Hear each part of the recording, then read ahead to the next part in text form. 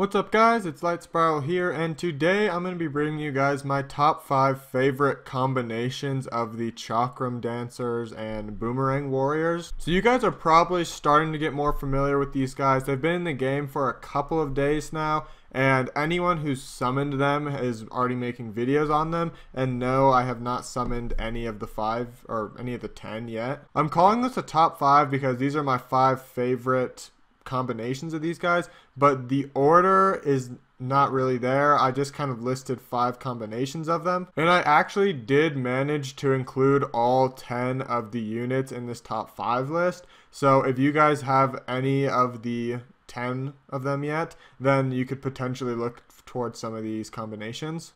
So the first of these combinations I'm going to mention is this Fire Chakram, which Shaina, I don't know, and the Wind Boomerang Warrior. It seems like it's going to be pretty fun. So out of the 5 combinations I'm going to list, this is probably my least favorite, which is why I'm mentioning it first. But for those of you that don't know, and I wouldn't be surprised if some of you guys don't know because these guys are super new, this Fire Chakram guy will essentially, on his passive ability, so every time he makes a turn, he's going to, or maybe I should say it's a she because it has a ponytail. She will decrease defense, and with the team up ability it has, it's going to decrease attack gauge by 30% every turn, which is going to be super useful. And when you pair it with this Wind Boomerang, it's another defense break, so you'll pretty much get the defense break because the passive of the fire guy defense breaks and the first skill of this guy will defense break. There's a good chance you're going to defense break and you're going to decrease attack gauge. On top of the almost guaranteed defense break, although it's just 1 turn, it is still a defense break, you're going to get more defense break and attack power.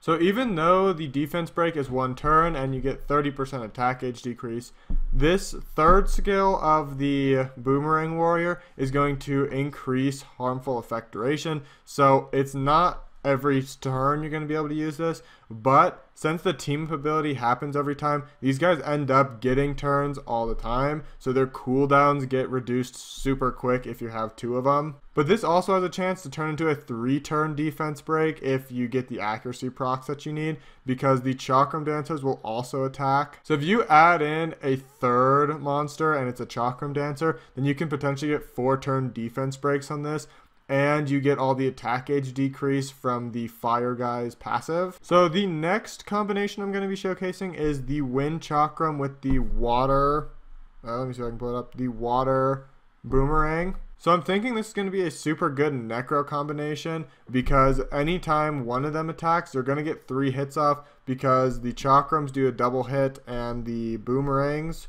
do a 1 hit. On top of that, this water guy has a triple hit 3rd skill, which also does attack break, defense break, and heal block, which are all super nice in necro. And you'll do 35% more damage if the enemy doesn't have any beneficial effects, and the boss on necro will never have beneficial effects. And then for the Wind Chakram, you get more double hits with more defense breaks, more attack power debuffs. This will also increase damage based on the harmful effects on the enemy. And necro, you can start to stack some debuffs. You'll get slow, attack break, heal block, defense break pretty much for sure if you use these 2 monsters and a Colleen. Well, you don't get slow from this team, but everyone that runs necro pretty much uses a slow. So the next combo I wanted to show off was the Light Chakram with the Fire Boomerang Warrior. So essentially this is going to be a pretty decent stun comp right here. The Fire Boomerang is going to stun on the 2nd skill,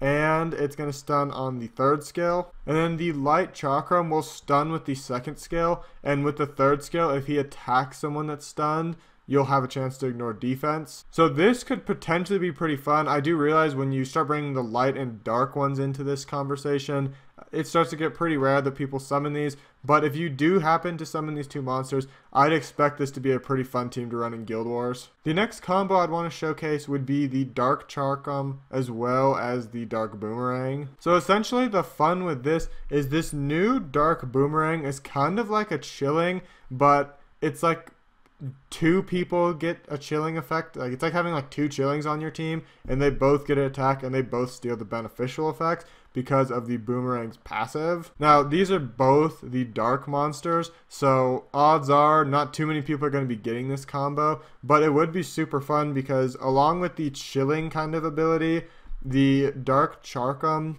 will replace beneficial effects with dots, and it just does damage. It instantly does like dot damage is how I assume it works. So what I mean by that is, like, it seems like if there's like 4 buffs on the enemy, you'll do 4 one-turn dots, as well as you'll just instantly take away 20% of their HP. I'm not sure if I'm reading this right, but that's what it kind of sounds like to me. But so in Guild Wars against super buff heavy comps, these two are going to end up being super good with each other. So the last of the 5 combos I wanted to show you guys was the water Chakram or whatever it is with the light Boomerang. So to me, it looks like this water Chakram is supposed to be the kind of like big finisher, because her 3rd skill and her 1st skill will do more damage when the enemy's HP is low. So these two monsters basically have the same 2nd skill, or I shouldn't say basically, they have the exact same 2nd skill where they'll cleanse themselves, give themselves an attack buff, and get another turn afterwards. And if you speed sync it, so this one is a little faster, the way I imagine this thing working is you can do some damage with the 1st skill, let's say, and you can get a defense break because the Boomerang Warrior's 1st skill defense breaks. And then with this Boomerang Warrior's 3rd skill, you can increase your attack gauge. You can get another turn. I realize it's only a 20% chance, or not 20% chance, but it's 20% attack bar. But she attacks 2 times on her 1st skill. Sorry, this one attacks 2 times on her 1st skill, so she'll get 40% attack bar. And then the next time you can go, and if you can maybe steal a turn somewhere in there, you can hit them with this. Probably kill them because both of these monsters will be under an attack power buff, and the enemy monster has a defense break. So this seems like something that could be pretty fun to use in Guild Wars. I don't see any practical use for it in any PvE content though. That kind of sums up these 5 teams combinations I wanted to show you guys. Most of these seem just like some fun Guild War combinations. I don't think they're going to be any good in Arena because the Arena meta is to use AoE damage dealers, so single target kind of falls off.